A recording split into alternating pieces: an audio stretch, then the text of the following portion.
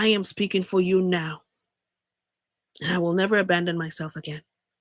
And I will never allow anybody's thorn or choice of muddying their own water to cause me to mud mine. So you do not need to repeat your life lessons. You can sit with yourself and do a complete analysis. Where is it going wrong?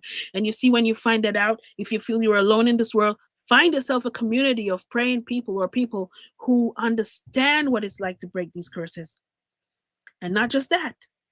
The reason why you're asking this question now is because your soul is ready for you to identify, to say, we need to find the nearest bin to chuck it in it.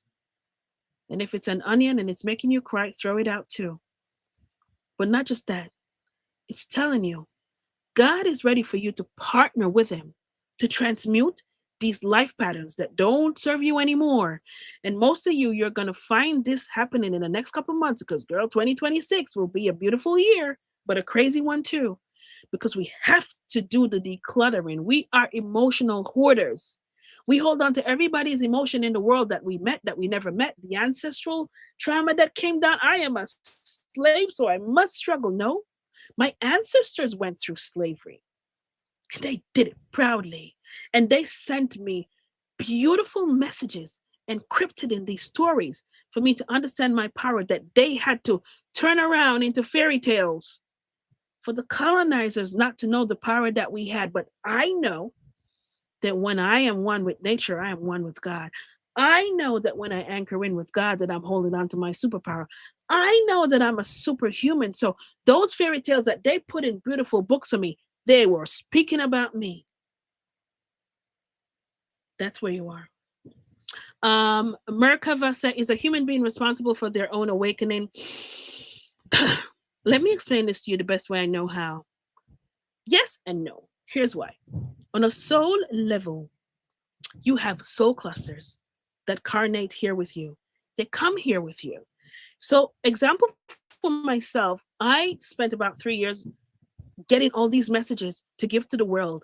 And I found every excuse to give to my guides to say, I am not going public. Absolutely shut up. Leave me alone. Stop giving me predictions. Because there's so many other beautiful people out there who were saying the same things that I was saying. So I found it extremely insignificant. Why do I need to? I'm a Jamaican girl. Jamaica is going to denounce me when I come out there talking about angels and demons and all this stuff. And I held on to fear for a very long time, guys. But what the angels showed me was no, no, no. First time they showed me a lighthouse, they said, you are one of the millions of lighthouses that are awakening on this planet. And I never forgot they showed me inside a human body, which is so cool. They showed me inside this human body as a universe. And they say, every human being on this planet is a cell within this universe. And they said, just visualize this body. And they brought me through from the brain down to the nanopathogen within the body, from the cell, every part of it. And they said, every human being, no matter how society labels them, the neurodivergent, the ones who they say are crazy, the ones who are on the street who they say are homeless, the rich men, the poor men, they said, every one of you. So let's say the whole earth body is 8 billion cells strong. But also with those cells, every other part of your body you can think of is also the trees and the plants and the wind and the water and every other element. I mean, every part of it. Yeah. The outside part of you is the outer universe, all the other planets. Oh my gosh, those are exciting topics too. All the other planets, but understand this. If in this universal body, the hand decides, I don't care what the left hand is doing. I'm going to walk with eyes wide shut. I don't need to speak up when something is going wrong with the left hand. This is us as human beings. I am black over here, so I don't care what happens to the white. I am this race over here, so I don't care what happens to that one. Something is happening in that country. They deserve it because they're wicked. This one deserves to be the ones who gonna go to me. These ones are the ones who's God chosen people. I don't care what you say, but what the angels showed me, and I'll never forget it. They said, well, if all the cells in this universal body chooses that they won't focus and play their part, no matter what their part is, then you lose the right hand, don't you? They say this is why we have pockets and pockets of wars and uprisings and problems and issues. This is why we have these industrial systems that we need to break. The way we choose to eat, the way we choose to speak, the way we choose to pray, the education system, the financial system, and they were just putting all of them out there and they say, well, those are your universal body. So when this universal body uses the hand, I lose this right hand. Well, are you whole? I don't have this hand anymore. This is what's happening on the planet right now. We walk around with eyes wide shut and we want to own God, but we also want to own a piece of God and we want to say that's just for us. And we forgot that we are this whole. Listen, guys, when you speak to me, this is how I speak. I can't not speak like this because I have to explain how they showed it to me. When I saw it like this, I finally understood. Even the man who you walk and you pass on the street who's homeless, he's serving a person. He's serving a purpose. He's a placemaker in your life for you to observe him, to say, hey, I'm going to make all the right choices to make sure that I don't become homeless.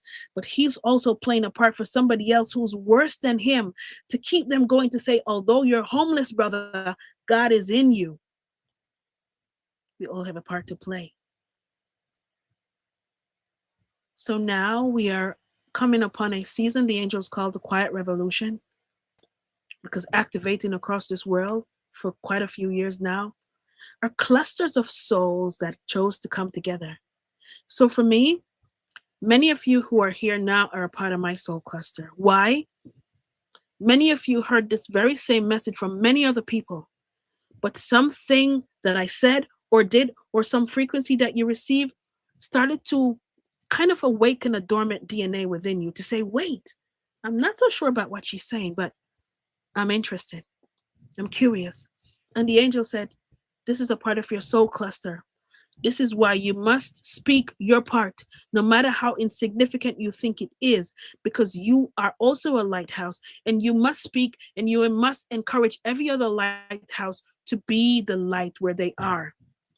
So as I speak and you start to become curious, there's another person in your family, in your friendship, in your town that will witness you all of a sudden speaking different, acting different, or just showing a different light. And that is something that awakens them also, where they can, oh, I'm curious about that.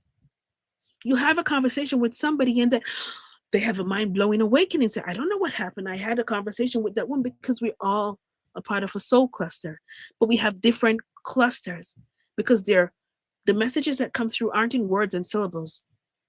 It's in frequency, it comes in sound waves and light.